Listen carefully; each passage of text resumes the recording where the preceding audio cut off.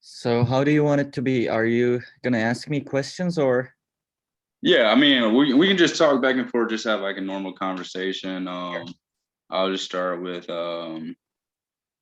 we first met in January and came up with kind of a plan of what we wanted to do. Yeah. I came up and said that I kind of wanted to just learn some conversational stuff, um, just so that I could, if I were to travel, I'll be able to get around, talk to people and stuff like that. Um, and then so yeah, we started with that, and from then on, like you taught that first lesson, we just learned the basic like phrases and like the greetings and stuff like that. Um, and then just from then on, we kind of like took it further and learned the different tenses and stuff like that. So yeah, trying to figure out um yeah, I mean it's pretty interesting experience. I'd definitely say um I struggled in the beginning. Oh yeah, but it's normal. It's a very different language to all the languages you have studied so far. So it's natural. But you guys did a pretty good job. Like I was very impressed the whole semester with both of you. So I don't think I would be able to make such progress within that amount of time. So you did an amazing job. I appreciate it. And I mean you're a wonderful teacher, honestly. I will say that like I said, it was pretty difficult. Just like at the beginning, getting used to like that different style of language. Is not Latin based, and it's like kind of like the structure, the grammatical structure, having the verb come at the end of the sentence rather than in the That's middle.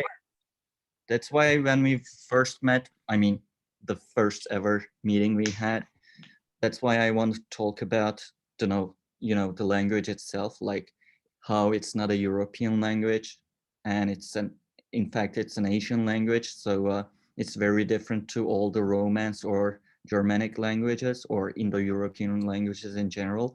So I just wanted to prepare you what was to come in the future, because it was going to be a huge difference to all the Romance languages you speak or your first language, which is English. Yeah, for sure. Turkish is it like Mongolian based? Did it originate there or Yeah, it's a okay? Central Asian language, or like Turkic people originally lived in Central Asia, but they moved to a lot of different locations, which is one of which is today's Turkey. That's why you can originate the language all the way back to Central Asia, but of course, along centuries, they evolved and changed a little bit through interactions. Like modern Turkish, for example, has a lot of influence, especially in terms of words or vocabulary from languages like French or Persian through their interactions historically.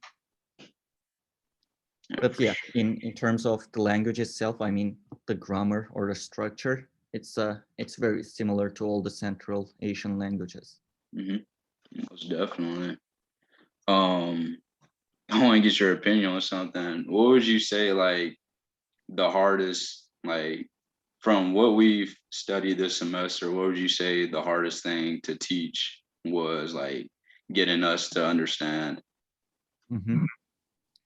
Well, I guess it would be the Turkish is an eclectic language, so it's all about suffixes. Even the tenses or conjugations are done through adding different suffixes to the core verb or word. So I think that's the hardest part of Turkish, and that's the thing you guys had the most difficulty in, because in like for English or the Romance languages, uh, different words pretty much do the job for you. But in when it comes to Turkish, you have to learn or memorize all the different suffixes, and on top of that, you have to learn or remember the suffix order to add to the word. So I guess that was the most difficult thing. But Yeah, other than that, it was quite simple. for sure. I thought I would definitely like what you said about the suffix order. I think that was probably the hardest thing Mhm. for me to learn, just knowing which suffix comes first, and then after that, which just like the whole order of it. So I thought that was very hard. Um, and then like culturally, um, you taught me so much this year about Turkish culture, like the coffee culture. I thought that was really interesting. I actually wrote a bunch about that. And can you like talk about like how big of a thing that is, like just the coffee culture in Turkey? The coffee culture itself, Yeah. it's big. It's not a, for example, uh, coffee is not the thing people drink the most in a day. Like I'm sure they drink tea or other beverages more than coffee. It's probably because coffee is not a casual drink. It's more like a celebration drink, or for like, let's say we are classmates and we are working on a project, and after like 2 days of hard work we finish it and we reward ourselves with coffee. So it's more like a ceremonial, not a ceremonial, but it's not a casual drink. It's a special thing. Like if I invite you over for a coffee, it probably means that I have very important stuff to tell you about, probably mostly good stuff like happy news to give you. So yeah, that's why I think it also has a historical background to it, because when first coffee started to find its way into the Ottoman Empire, it was a luxurious drink. Only the privileged uh, part of the community could reach it. So I think it has something to do with that. So coffee is something you would get on mostly special occasions. Of course, everybody drinks it on daily basis as well, but people drink like coffee or tea on a daily basis, but they wouldn't drink tea on a special occasion. They will always drink coffee. Yeah, that's interesting to me. And when you first like explained that to me, I kind of like made the comparison of like it kind of seems like a bar type atmosphere, like Mhm. when going to get a drink with your friends or something like Oh that. yeah. It's like a social thing, you know, all your friends are there, you're socializing, it's like a gathering and all that. Everybody's just having fun and stuff like that. So Yeah, it's very similar to pop culture, yeah. especially historically.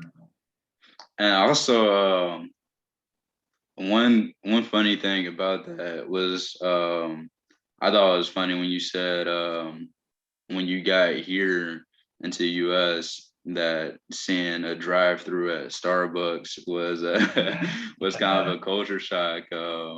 That was my biggest culture shock in the United States. Like I didn't have a lot of uh, things in terms of culture shock when I first came here, because like wherever you come from, you are familiar with American culture or American daily life through like a lot of things in pop culture, like films, songs, or literature. So you when you're coming to the United States, you think you are prepared for everything, but then you see drive-throughs at Starbucks, and we have Starbucks in Turkey too, and it's very popular. You can find it in pretty much every town, and a lot of them around the town. But I've never seen a Starbucks drive-through in Turkey, and I guess I've never seen a drive-through in Turkey in general. So I wasn't expecting Starbucks to have a drive-through. Like I can get it with like restaurants like McDonald's or other fast food chains, because they are fast. They should be fast. So mhm. drive-throughs are practical for fast food chains. But in Turkish culture, sharing a drink with someone, tea, coffee, or uh, some beer or wine, it's not something, it's not considered something fast, so it shouldn't be rushed. So that's why even if we had drive-throughs at cafes like Starbucks, I don't think they would be that popular, because the point of going to a cafe is not just having to drink, it's the time you spend there. That's why the drive-through was a shock to me. Yeah, it's supposed to. So like in Turkey, it's just supposed to be more of a like an interpersonal thing with your peers and stuff. Like that's where y'all go to socialize and tell each other stories and tell each other about each other's lives and stuff like Yeah, that. keep up with all the things happening. That's very interesting to me. I also really like the coffee readings that we did. I thought that was like an interesting like cultural, just specific cultural thing to Turkey that you all do. Just having the coffee readings between friends, or um like you doing it with somebody you just met or something like that. I thought that was really interesting as well. Oh yeah, like coffee reading is not anything mystical or like there is nothing psychic about it. It's just me making up stories about the person in front of me. Yeah. But it serves as kind of a therapy. Like if you are, let's say you're my classmate and we see each other every now and then, we meet at a cafe, and if you are going through a difficult time in your life in terms of, I don't know, your um, relationships or school or family stuff, I can just give you a coffee reading and I can make up things, and it will help you to speak more openly and, you know, talk about your problems. So of course it's nothing psychic or like something supernatural. No one can see that, but it serves as some kind of, you know, friendly therapy Yeah, session. for sure. Um, also, did you say that you could use that as like a tool to talk to girls and stuff like that? Yeah. Yeah, it's as I said previously, like minutes ago, you can start talking about random stuff like, oh, you look as if you don't like the way people treat you. And then it helps the other person to talk about how they get offended when people do certain things. So it might be a good icebreaker when you meet someone for the first time, or, you know, uh, it's it may speed up the process to get to know each other. So yeah, it helps. For sure. But yeah, that was one of the most interesting things that I learned about Turkish culture. And also one of the other things that really stuck with me was like the Turkey Greek relationships. Oh yeah, that's a Just huge thing. like how like Greece steals everything from Turkey and all that. Yeah, Turks and Greeks have this annoying stepbrother relationship or love-hate relationship. We love each other, but we also kind of not hate, but you know, we can't meet on terms all the time because we have a lot of things that we can't share, and culture is a big part of it. And since we have been living together or side by side with the Greeks for so many centuries now, it's really difficult to tell apart what belongs to who in terms of culture, like, I don't know, the food, the drinks, or even the coffee culture, or like folk dances or folklore, like the stories and traditions. So it's a huge thing. Like whenever a Greek person or a Turkish person goes abroad, and if they meet a Greek person or a Turkish person, they'll become best friends. But when they're in their home countries, they tend to blame everything evil on each other. Like, I don't know, something bad happens, it's always the Greeks or it's always the Turks. But yeah, so it's really hard to tell apart Greeks from Turks. We had pretty much everything. We look the same. We have the same traditions. We have the same food. And the only way to tell apart a Greek or a Turk is either the language or the religion. So we are that close. But I love Greeks. They are Yeah. some of the coolest people. But everything is almost similar, and even the names we give them are similar. Like the names of food. So if you go to a Greek restaurant and if you order some food using their Turkish names, they'll pretty much understand what you're talking about. It's Okay. that close. Oh yeah. So I had a question. Is it called dolma? Dolmades? It depends on who you ask. If you ask Okay. me, a Turkish guy, I'll say it's dolma. Dolma. And it's the word itself is Turkish actually because it comes from the verb dolamak. Dolma, which means So to wrap or to yeah, stuff. to wrap, to stuff things in something. And you add the suffix to turn the verb into a noun.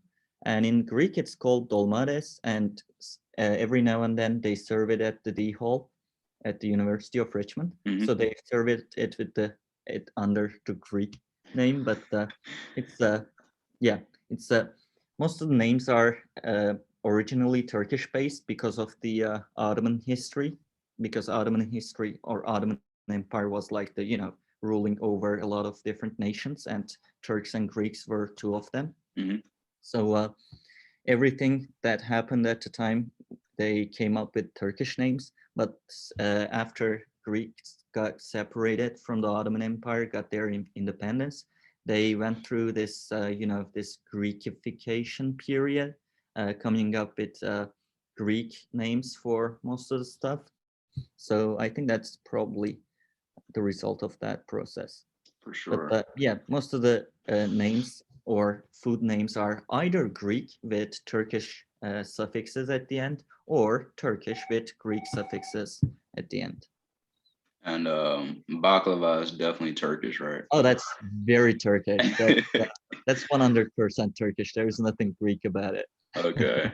And I guess the last thing I'll say is just like I know you kind of hit on it with like the religion, but I remember you saying, and I've seen it on the internet, but saying like Greeks are just Christian Turks and Turks are just Muslim Greeks, right?